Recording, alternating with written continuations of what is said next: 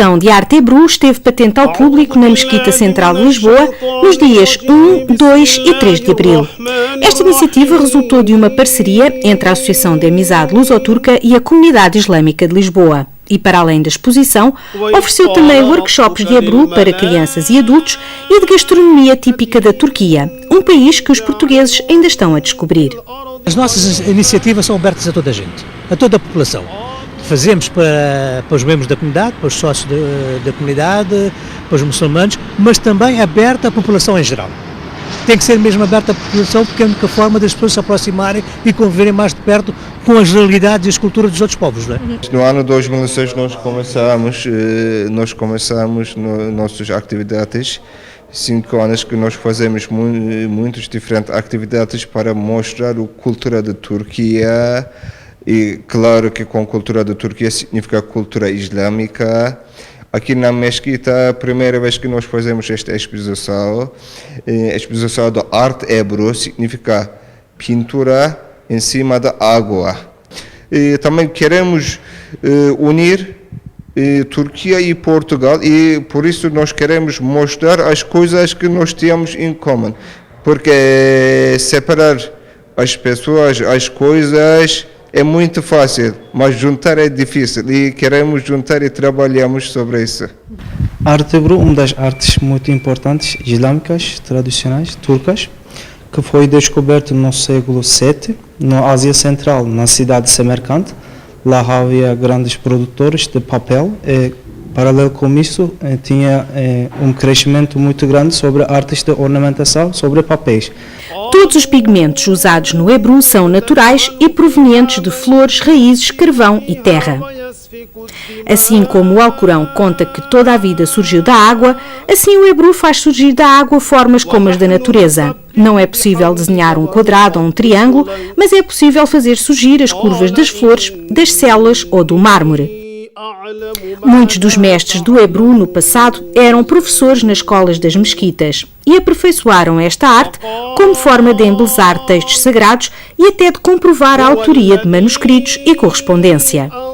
Quando uma pessoa escrevia um livro, usava esta arte para ornamentar, para não ser copiado pelas outras pessoas.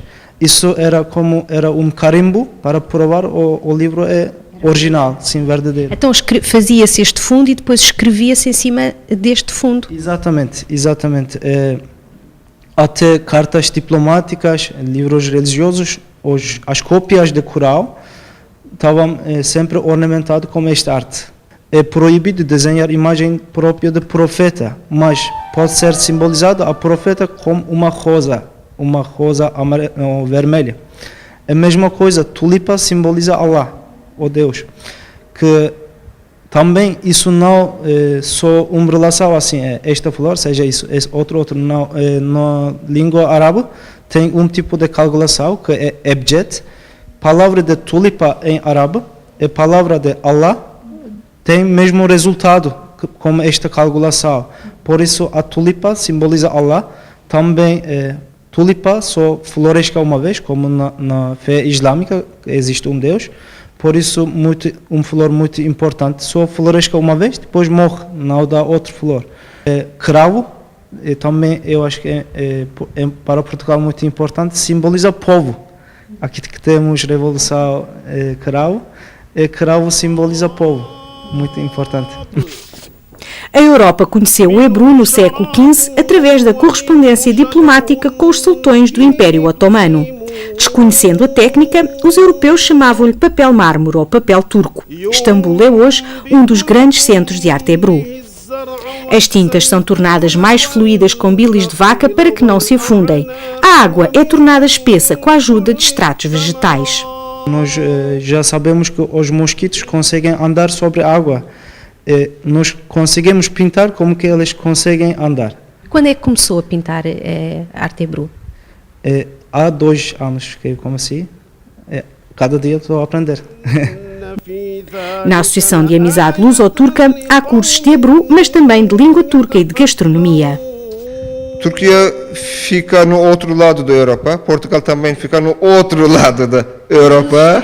Sim, extremos, mas os dois países também têm fronteira com o Mediterrâneo, significa têm muitas coisas em comum. Podemos usar, primeira coisa, os portugueses gostam de comer, primeira coisa. Vamos falar sobre a comida. E os turcos também gostam muito e gostam de provar diferentes coisas. E como os turcos, portugueses também um país que dá muito imigrantes para outros países, significa que está pronto para unir, para entrar para outras culturas. E em Portugal existem azulejos, nós temos, chama-se chine, quase a mesma coisa. Em Portugal tem fado, nós temos outro tipo de música, mas completamente como fado. Só o nome é diferente, por exemplo. Peixe é muito famoso também em Portugal, também nós temos peixe. E só neste sentido nós queremos mostrar o que nós temos, o que podemos partilhar e o que podemos ensinar para os outros. Temos tido um bom resultado, digamos assim, mesmo no relacionamento de convívios, encontros interreligiosos, interculturais, onde é que há uma grande aderência, uma grande participação de gente de diversas culturas e diversas etnias e religiões até. Em Santarém, no Jardim das Portas do Sol, o centro interpretativo da cidade permite conhecer o percurso da evolução histórica de Santarém. A sua componente multimédia interativa faz com que os visitantes possam interagir com os objetos expostos. Logo à entrada, vemos como terá sido a cidade no século XVI. É uma imagem, é uma gravura, uma iluminura de António de Holanda, pintado por Simon Benning, que data de inícios do século XVI e que, entre outras pistas muito interessantes, tem uma particularidade que foi descoberta recentemente, que mostra a porta do Castelo de Santarém, a porta hoje chamada de Santiago, ainda com o arco em ferradura. O que significa que a presença islâmica, ao contrário daquilo que até há pouco tempo se pensava, continuou a ter vestígios materiais muito tarde, ainda na Idade Média e inclusivamente no início do período moderno. Só após o terremoto de 1531 em Santarém é que o vestígio da porta islâmica do castelo, que era a porta principal da fortificação de Santarém, deixou de ter este aspecto islâmico que teve até então. No século XIII, a cidade já cristã ainda ostentava no seu selo a porta muçulmana, pois era o símbolo do seu castelo. Este espaço desenvolve-se de forma diacrónica, através de painéis temáticos e cronológicos. Começamos com o painel da pré-história e mundo antigo e depois corremos os diversos períodos históricos até ao período contemporâneo. Cada um dos painéis tem uma vitrina com um conjunto de objetos que são uma espécie de ícones do período que estamos a falar e os elementos desses objetos encontram-se, neste caso, tocando aqui no objeto e ele aparece no ecrã onde se pode explorar, portanto, todos os elementos sobre o objeto em questão.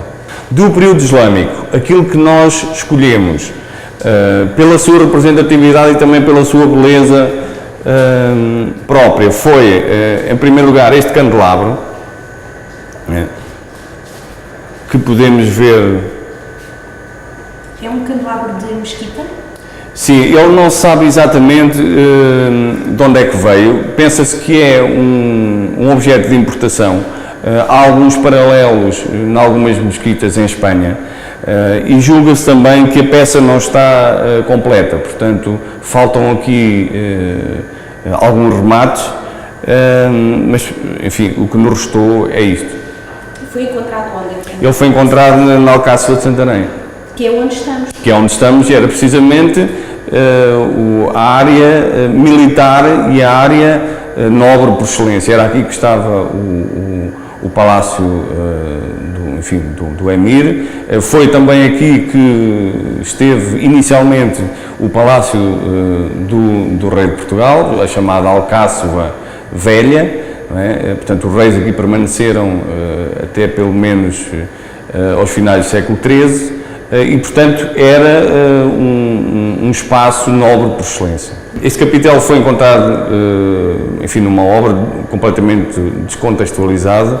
Ele tem suscitado algumas dúvidas entre os especialistas, não só relativamente à sua tipologia, ou seja, a que tipo de edifício pertenceria, se pertenceria a um edifício de cariz religioso, uma mesquita no caso, ou a um edifício civil, como também à sua própria datação. Há também um elemento muito interessante que é uma escápula que tem uma inscrição em árabe. Não é? Este objeto levanta-nos também algumas questões.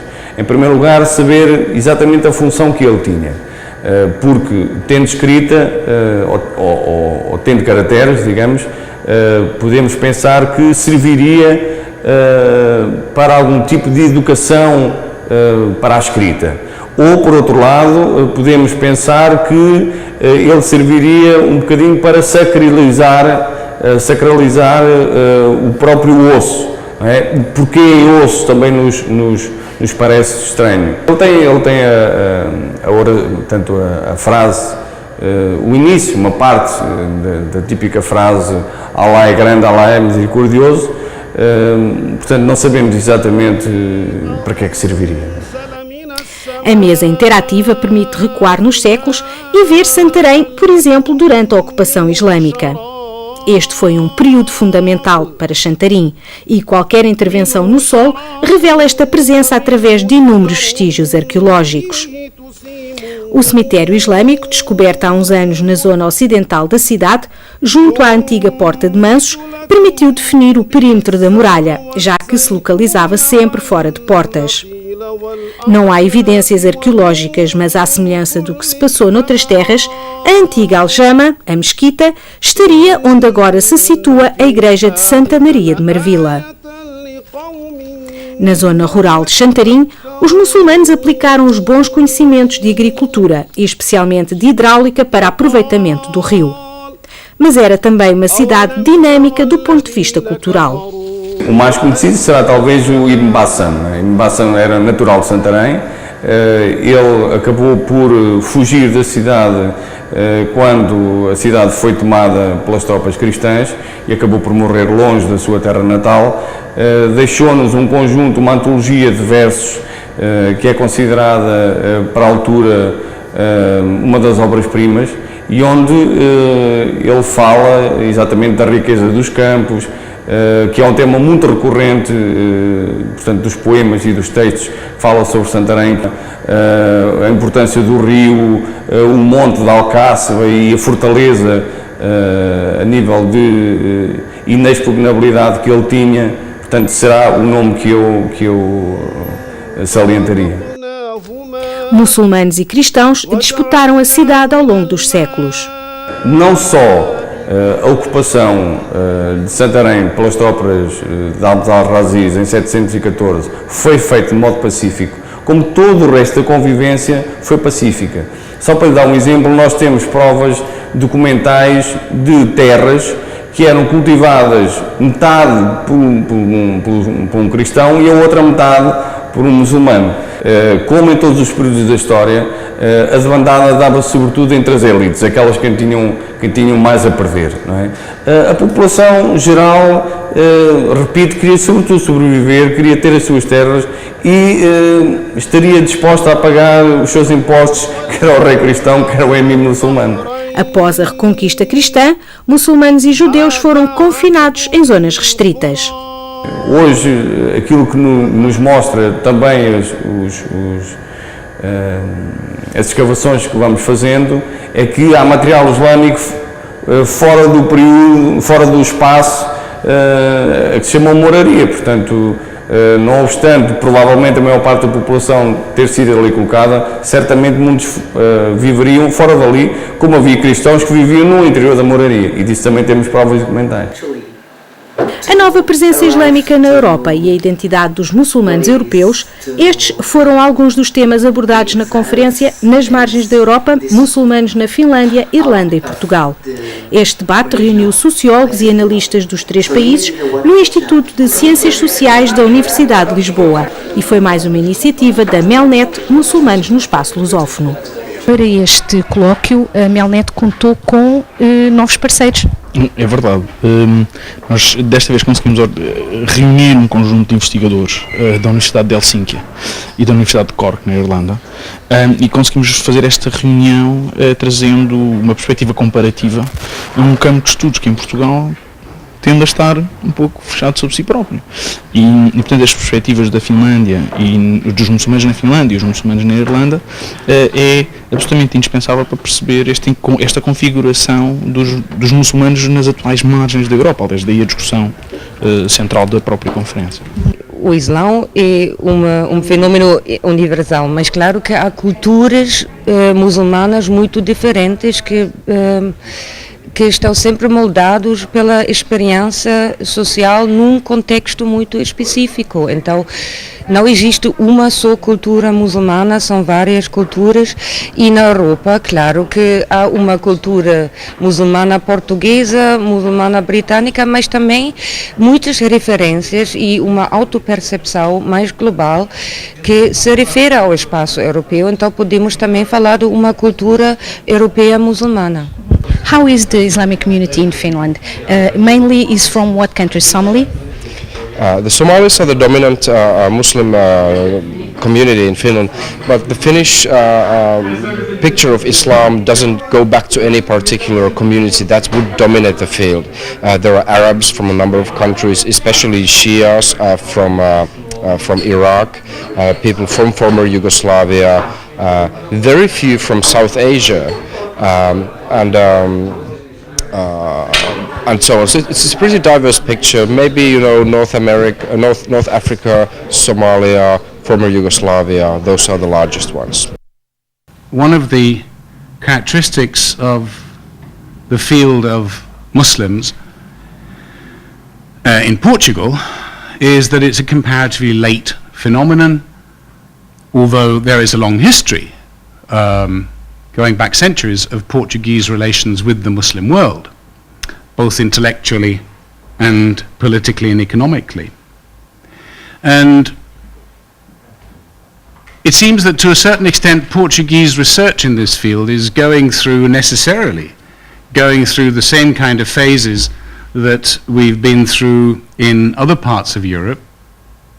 Initially, basically a mapping of the situation, who, where, when, what. There is necessarily a very Portuguese particularity to the situation, which, because Portugal is different from other countries, that situation is also different here. O contexto na Finlândia não se assemelha em nada àquilo que se passa em Portugal e na Irlanda vice-versa, ou seja, não há continuidades praticamente nenhumas, a não ser que há toda uma construção em torno do que é ser muçulmano, etc, mas obviamente sempre em relação ao contexto onde se encontra, e portanto as diferenças são gritantes, se quisermos. Agora, dito isto, há um conjunto de problemáticas que permitem a comparação, porque precisamente são problemáticas que são comuns.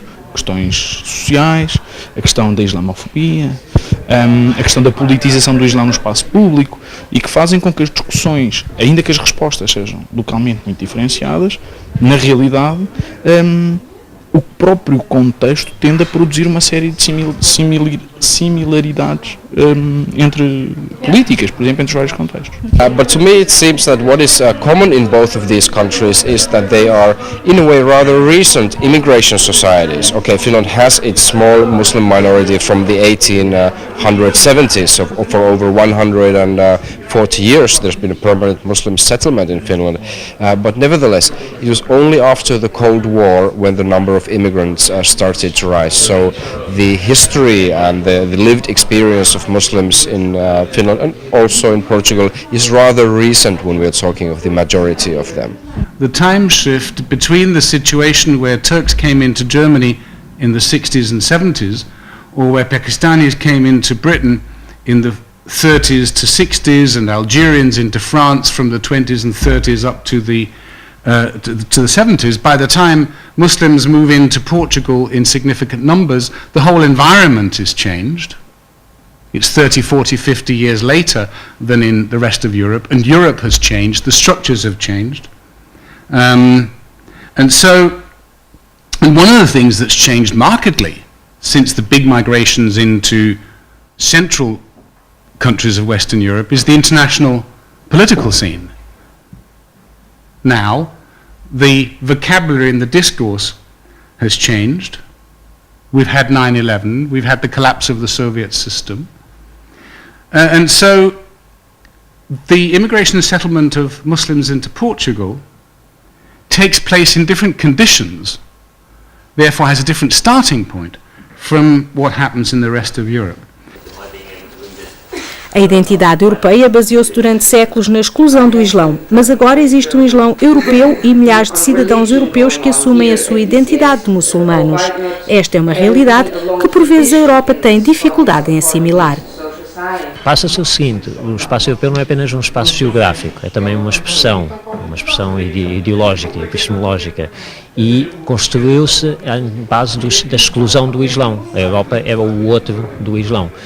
É nesse sentido em que há muitas narrativas, muitas memórias que, por exemplo, se articulam em termos de Viena e onde os muçulmanos foram parados, e a Europa existe porque se salvou dessas invasões muçulmanas.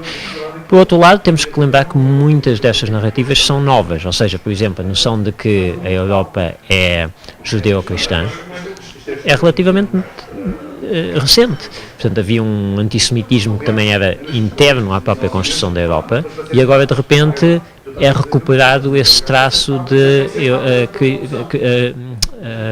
judeu-cristã. Portanto, há mutações que vão levar também à inclusão do Islão dentro do espaço europeu.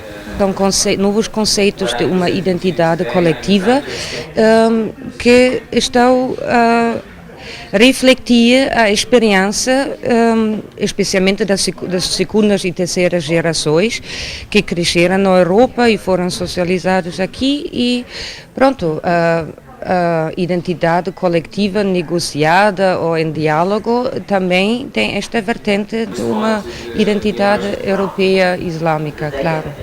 Há muita noção de que na Europa dá-se uma convergência cosmopolita de muçulmanos oriundos de muitos espaços culturais diferentes, e pelo próprio facto de se encontrarem e de terem que ter em comum o religioso islâmico e não as culturas diferentes, leva a uma superação dessas diferenças culturais para chegar àquilo que é o substrato religioso que os une. Portanto, há uma certa transformação, segundo alguns leitores muçulmanos e académicos, do Islão que se desenvolve no espaço europeu.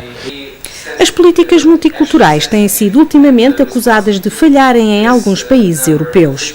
Especialmente interessante ver o caso da Alemanha, onde nunca existiu uma autoconsciência ao lado da nação, do Estado, do governo, de ser um país da imigração. Isto foi muito recentemente. Então, as políticas do multiculturalismo, que temos evidência neste caso específico, eu não sei o que a Angela Merkel está a designar como a falhar, como nunca realmente houve grandes políticas de multiculturalismo.